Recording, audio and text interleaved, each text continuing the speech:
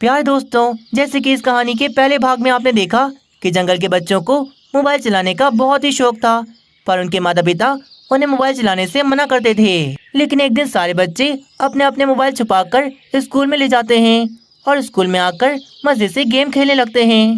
पर break time के समय जग्गू प्रिंसिपल को देखकर सारे बच्चे जल्दी में अपने अपने मोबाइल फोन राजू कौवे के बैग में डाल देते हैं और सारे बच्चे जाकर ग्राउंड में खेलने लग जाते हैं। लेकिन फिर छुट्टी के समय सारे बच्चे अपने अपने मोबाइल फोन राजू कौवे के बैग से लेना भूल गए थे और राजू कौवा तो अपने घर में आ गया था।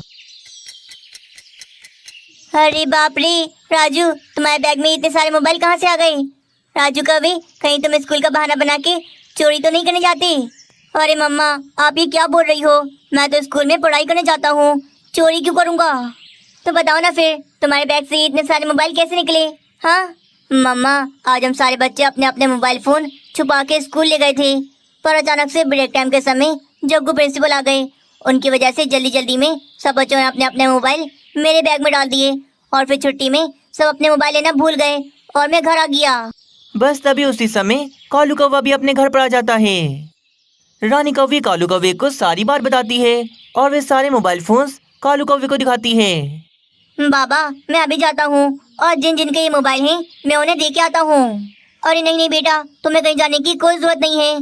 तुमने तो बेटा राजू आज बहुत बड़ा काम किया है। देखो तो जरा कितने बड़े बड़े मोबाइल लेके आ गए। पता भी है ये मोबाइल बहुत महंगे हैं, अगर मैंने इन्हें बेच दिए तो हमारे पास बहुत सारे पैसे आ जाएंगे। कालू जी, हमारी सोच कितनी मिलती है ना। मैं भी अभी यही सोच रही थी, हम ये सारे मोबाइल बेचकर अपने घर में फ्रिज और एसी लगवा लेते हैं। हाँ रानी, मैं भी यही सोच रहा हूँ, क्योंकि ये सारे मोबाइल बेचकर बहुत सारे पैसे आ जाएंगे। पर बाबा, ये सारे मोबाइल तो मेरे दोस्तों के हैं, हम इन्हें बेच के सकते हैं। बेटा, मेरी एक बात हमेशा याद रखना, जो चीज तुम्हारे पास आ गई समझो वो तुम्हारी हो गई, उसे वापस न करना, ठीक है ना? हाँ बेटा राजू, ये सारे मोबाइल भूले से आ गए हमारे पास, पर आ तो गए ना, इसीलिए अब ये सारे मोबाइल हमारे हो गए। वहीं दूसरी और सब पक्षियों के माता पिता को पता लग गया था कि आज उनके बच्चे स्कूल में मोबाइल फोन लेके गए थे। आगे की कहानी देखने से पहले वीडियो को एक लाइक जरूर कर दें। मानो चिड़ी, तुम्हारी हिम्मत कैसे हुई? तुम मोबाइल फोन को स्कूल में ले गई? मैं तुम्हें घर में चलाने से मना करती हूँ, तो तुम स्कूल में कैसे लेके गई? तो मैं तुम्हें छोड़ूंगा नहीं। तुम मोबाइल को स्कूल में लेके कैसे गए? इधर आओ जरा। अरे पत्नी जी, देख रही हो अपने बेटे के काम? मोबाइल फोन स्कूल में ले गया, कितना आगे बढ़ गया है ये। बाबा, मुझे माफ कर दो, मैं आइंदा के बाद ऐसा कभी नहीं करूँगा, मुझसे बहुत बड़ी गलती हो गई। मम्मा, जल्दी से राजू को घर चलें, हम सब बच्चों के मोबाइल उसी के बैग के अंदर हैं, हमने उसके बैग में डाल दिए थे और छुट्टी के समय हम लेना भूल गए। मीनू चिड़िया और मानो चिड़िया फिर कालू कौवे के घर पर मोबाइल लेने चले जाते हैं। वहीं कालू कौवे के घर पर तो सारे पक्षी अपने अपने बच्चों का मोबाइल लेने आए थे, पर कालू कौवा तो बहुत ही होशियार था, उसने पहले से ही सब पक्षियों के मोबाइल अपने घर में छुपा दिए थे।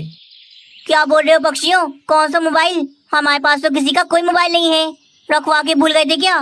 राजू कौवे, तुम्हारे बाबा ये क्या बोल रहे हैं? इन्हें बताओ, हम सब बच्चों के मोबाइल तुम्हारे बैग के अंदर थे, लाओ जल्दी से हमारे मोबाइल दो। मानो चिड़े, मेरे पास किसी का कोई मोबाइल नहीं है, मेरा बैग तो बिल्कुल खाली है, वरना देख लो मेरा बैग। राजू कौवे, तुम ये क्या बोल रहे हो? हम सब बच्चों के मोबाइल तो तुम्हारे बैग के अंदर थे। हाय हाय कालू कौवे, कितने बड़े चालाक हो तुमने अपनी चालाकी अपने बेटे को भी सिखा दी। मैं तो यहाँ आने से पहले ही समझ गई थी कि हमारे मोबाइल देखकर तुम्हारी नीयत पक्का खराब हो गई होगी। कालू कौवे, जल्दी करो, हम सबके मोबाइल जल्दी से वापस करो, वरना बहुत बुरा होगा तुम्हारे साथ। क्या कर लोगे? हाँ, क्या कर लोगे मेरे साथ? जब मैंने किसी का मोबाइल लिया ही नहीं है तो मैं कहाँ से दूँ? हो जाओ जाओ, पुलिस को बुलाना है, पुलिस को बुलाओ, मैं किसी से भी नहीं डरता, मुझे डराने की बिल्कुल कोशिश ना करना। हाँ चलो निकलो मेरे घर से, वरना वो सामने झाड़ू देख रहे हो ना, उसी से मार मार के तुम सबको भगाऊंगी यहाँ से। कालू कौवा और रानी कौवी सभी पक्षियों को अपने घर से निकाल देते हैं। रानी, पक्षियों का कोई भरोसा नहीं, हमें जल्द से जल्द वे सारे मोबाइल बेचने होंगे। हाँ कालू जी, आप जल्दी से उल्लू सेठ को कॉल मिलाओ, देखना उल्लू सेठ आपसे सारे के सारे मोबाइल खरीद लेगा।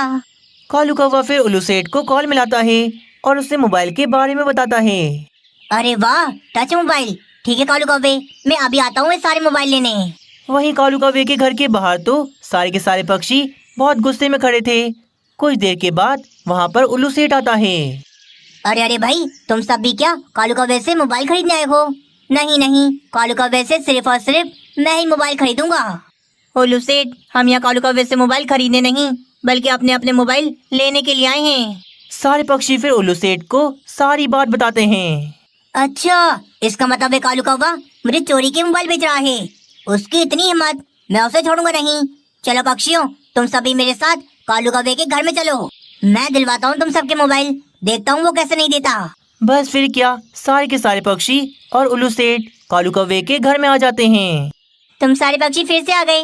बोला है ना एक बार, किसी का कोई मोबाइल नहीं है। चलो भागो यहाँ से। मीनू चिड़िया बहुत समझदार थी। वे उल्लू सेठ के मोबाइल से एक साथ सब पक्षियों के मोबाइल फोन पर कॉन्फ्रेंस कॉल मिला देती है। बस फिर क्या, अचानक से कालू कौवे के घर से 4-5 मोबाइल की एक साथ रिंगटोन की आवाज आने लगती है। अरे बाप रे, अब तुम्हें पकड़ा गया। ये पक्षियों के मोबाइल पर कॉल कौन कर रहा है? हाँ कालू कौवे, तुम अब बोलो कि कुछ। तुम्हारे घर से ये इतने सारे मोबाइल की एक साथ आवाजें कहाँ से आई? चोर कौवे, मैंने पुलिस को बुला लिया है।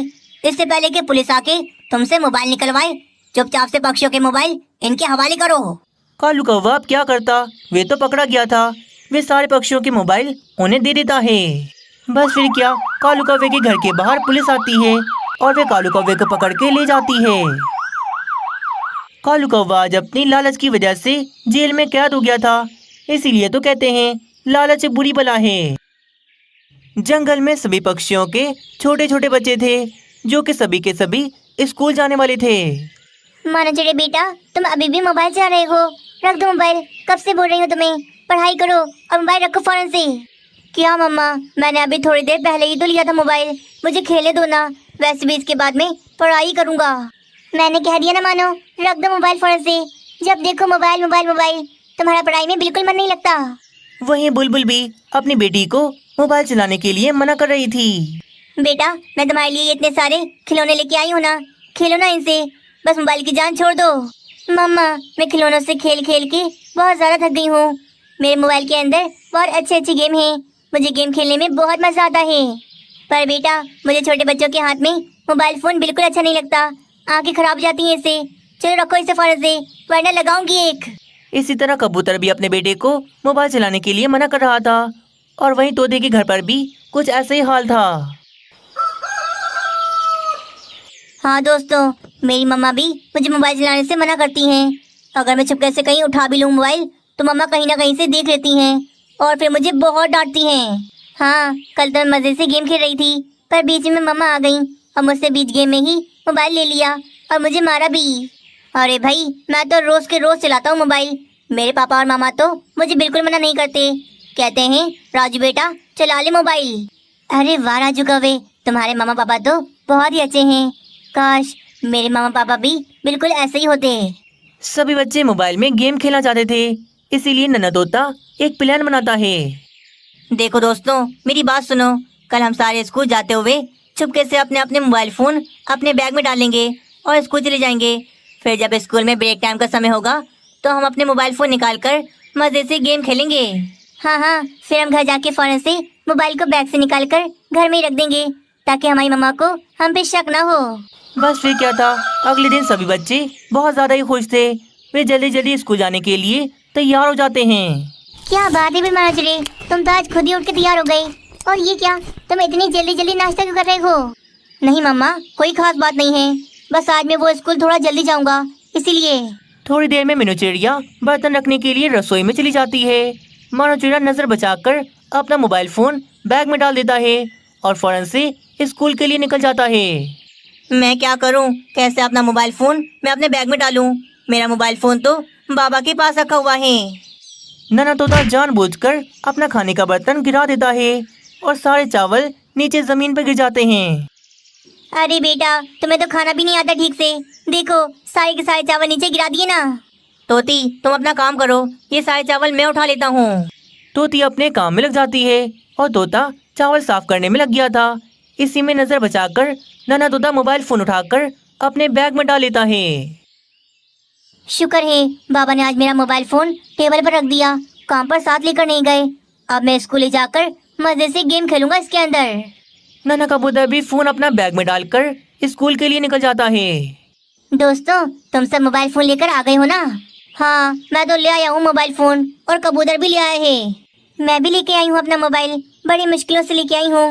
पर लेके आ गई। हाँ तो चलो बस थोड़ी देर में ब्रेक टाइम का समय हो जाएगा, फिर हम सब मोबाइल निकाल कर मजे से गेम खेलेंगे।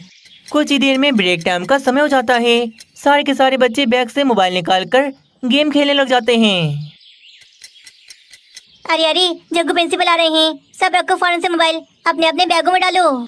जग्गू प्रिंसिपल का सुनकर सारे बच्चे अपने अपने मोबाइल फोन राजू कौवे के बैग में डाल देते हैं। राजू कौवे का बैग बड़ा था, इसीलिए सारे मोबाइल आसानी से उसके अंदर आ गए थे। बच्चों तुम सब यहाँ क्लास में क्या कर रहे हो? ब्रेक टाइम का समय हो गया है ना। चलो चलो सारे के सारे जाओ ग्राउंड के अंदर, वहाँ जाके मजे से खेलो। मुझे अब क्लासरूम के अंदर कोई नजर ना आए। सारे बच्चे फिर मजबूरन स्कूल के ग्राउंड में आकर खेलने लग जाते हैं। राजू कौवे, हम सारों के मोबाइल तुम्हारे बैग के अंदर हैं, इसीलिए छुट्टी के समय हमें हमारे मोबाइल दे देना। कुछ देर के बाद स्कूल की छुट्टी हो जाती है।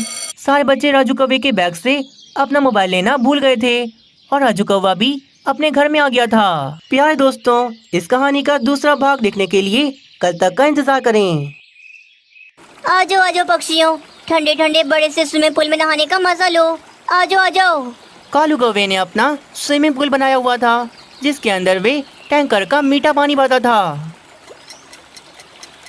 क्या बात है भाई तुम्हारी कालू कौवे, तुमने ये स्विमिंग पूल तो बहुत ज्यादा अच्छा बनाया हुआ है। पानी भी कितना ठंडा है और नहाने का कितना मजा आ रहा है। हाँ मीनू चिड़िया, कालू कौवे ने इस बार बहुत ही अच्छा काम किया है। मैं तो रोजाना कालू कौवे के स्विमिंग पूल में नहाने के लिए आऊँगा और सारा दिन मजे से नहाऊंगा यहाँ पर आकर। पक्षियों, तुम सबको मेरा बनाया हुआ स्विमिंग पूल पसंद आया, मुझे बहुत ज्यादा खुशी हुई। तभी ही वहाँ पर एक गरीब छोटा सा बच्चा आता है। कालू अंकल, मुझे भी स्विमिंग पूल में नहाना है, मुझे भी नहाना है, मुझे अंदर जाने देना। ओए गंदे बच्चे, कहाँ जा रहे हो? मेरा ये स्विमिंग पूल तुम जैसे गंदे बच्चों के लिए नहीं है, बल्कि अमीर और साफ सुथरे बच्चों के लिए है। चलो चलो भागो यहाँ से। तो कालू अंकल, हम गरीब हैं तो क्या गंदे भी हो गए? कालू अंकल ऐसा ना बोले। तुम जाते हो या मैं लगाऊं एक जोर से? हाँ चलो भागो यहाँ से। तुम जैसे गंदे बच्चे को मैं अपने स्विमिंग पूल के अंदर कभी भी जाने नहीं दूंगा। वे गरीब बच्चा रोता हुआ वहाँ से चला जाता है। कालू कौवे का स्विमिंग पूल बहुत बड़ा था और पक्षियों को भी पसंद आया था, इसीलिए आज के दिन कालू कौवे की कमाई काफी अच्छी हुई थी। हाँ अच्छा किया कालू जी कि आपने उस गरीब बच्चे को स्विमिंग पूल के अंदर नहाने नहीं दिया। ये गरीब पक्षी बहुत गंदे होते हैं, इनके पास नहाने को पैसे नहीं होते, ऐसे ही सारा दिन गंदे घूमते रहते हैं। हाँ ना रानी, उस गरीब बच्चे को नहलाकर मैंने अपने स्विमिंग पूल का पानी गंदा थोड़ी ना करना था, इसलिए मैंने भगा दिया उसे। यूं ही फिर सुबह हो जाती है। कालू कौवा अपना स्विमिंग पूल खोलने के लिए आया था, पर वे ये देखकर हैरान हो जाता है क्योंकि स्विमिंग पूल का पानी बिल्कुल खाली हो गया था। वहाँ पर तो एक बूंद भी पानी नहीं था। अरे ये क्या, मैंने कल सुबह ही तो टैंकर भर के पानी डलवाया था इसके अंदर, तो सारा पानी रात ही रात में कहाँ चला गया? तभी कुछ देर में जंगल के पक्षी भी नहाने के लिए स्विमिंग पूल के पास आ जाते हैं। कालू कौवे, क्या बात है, तुम्हारे स्विमिंग पूल का सारा पानी कहाँ चला गया? वही तो समझ नहीं आ रहा मीनू चिड़िया, मैंने कल ही तो इसके अंदर टैंकर भर के पानी भरवाया था, पता नहीं रात ही रात के अंदर सारा पानी कहाँ गायब हो गया। हाँ मैं समझ गई कि स्विमिंग पूल का पानी आखिर गया कहाँ। कालू कौवे देखो, तुमने जमीन खोदकर स्विमिंग पूल तो बना लिया, पर स्विमिंग पूल की मिट्टी रात ही रात के अंदर स्विमिंग पूल का सारा पानी पी गई। तुम एक काम करो, तुम दोबारा से स्विमिंग पूल बनाओ और उसके अंदर तुम टाइल लगाओ, ताकि फिर से जमीन स्विमिंग पूल का पानी पी ना सके। मीनू चिड़िया बिल्कुल ठीक कह रही हो, मैं अब ऐसे ही करूँगा। यार पक्षियों, आप सब अब यहाँ से जाओ, कल आना, मैं आज सारा दिन लगा के इस स्विमिंग पूल को अच्छे से बनाऊंगा, कल तक बिल्कुल तैयार हो जाएगा। आप सब कल आना और मजे से इस स्विमिंग पूल के अंदर नहाना। पक्षी फिर सारे वहाँ से चले जाते हैं। कालू कौवा फिर काफी घंटे लगाकर उस स्विमिंग पूल को नए तरीके से बना देता है। उसके अंदर उसने टाइल भी लगा दिए थे। आगे की कहानी देखने से पहले वीडियो को एक लाइक जरूर कर दें। टैंकर वाले भाई, स्विमिंग पूल को पूरी तरह से पानी से भर दो, अब ये स्विमिंग पूल की जमीन दोबारा पानी नहीं पिएगी। यूं ही फिर दिन गुजर जाता है और अगले दिन सुबह कालू कौवा जैसे ही उठकर स्विमिंग पूल के पास आता है तो आज के दिन भी स्विमिंग पूल का पूरा पानी पूरी तरह से खुश्क हो गया था। अरे बाप रे, ये क्या हो रहा है? मैंने तो अब स्विमिंग पूल के अंदर टाइल भी लगा दिए, तो अब ये स्विमिंग पूल का पानी कहाँ जा रहा है? कालू कौवा तो अपना सर पकड़ के बैठ जाता है और वे पक्षियों के आने से पहले दोबारा टैंकर मंगवाकर स्विमिंग पूल को पानी से भरवा देता है। मजा आ रहा है, बहुत मजा आ रहा है, ठंडे ठंडे पानी में नहाने का बहुत ज्यादा मजा आ रहा है। मुझे तो स्विमिंग भी आती है, पर मैं अभी कर नहीं रहा, मैंने अगर करके दिखा दी ना तो सब हैरान हो जाओगे। वो तो मुझे भी आती है, इसमें कौन सी बड़ी बात है। पानी के अंदर 2 मिनट सांस रोक कर बैठ सकते हो तो बताओ। बच्चे सारे मजे से नहा रहे थे। यूं ही आज का दिन भी गुजर जाता है। कालू कौवे ने आज के दिन भी काफी अच्छी कमाई की थी। रानी ये देखो कितने सारे पैसे जमा हो गए। आज के दिन मैंने स्विमिंग पूल की फीस बढ़ा के अच्छा काम किया। गर्मी की वजह से पक्षी ज्यादा पैसे देने पर भी राजी हो जाते हैं। हाँ कालू जी, मैं तो बस यही चाहती हूँ कि गर्मी का मौसम कभी न जाए, हर वक्त गर्मी रहे। क्योंकि अगर गर्मी का मौसम चला गया और सर्दियाँ आ गई तो आपके स्विमिंग पूल के अंदर फिर कोई नहीं आएगा नहाने। चलो रानी अब सो जाते हैं, बहुत देर हो गई है। वैसे भी कल सुबह मुझे जल्दी उठ के स्विमिंग पूल खोलना है। कालू कौवा और रानी कौवी आराम से सो जाते हैं। आधी रात को फिर से कालू कौवे के स्विमिंग पूल का सारा पानी खाली हो जाता है।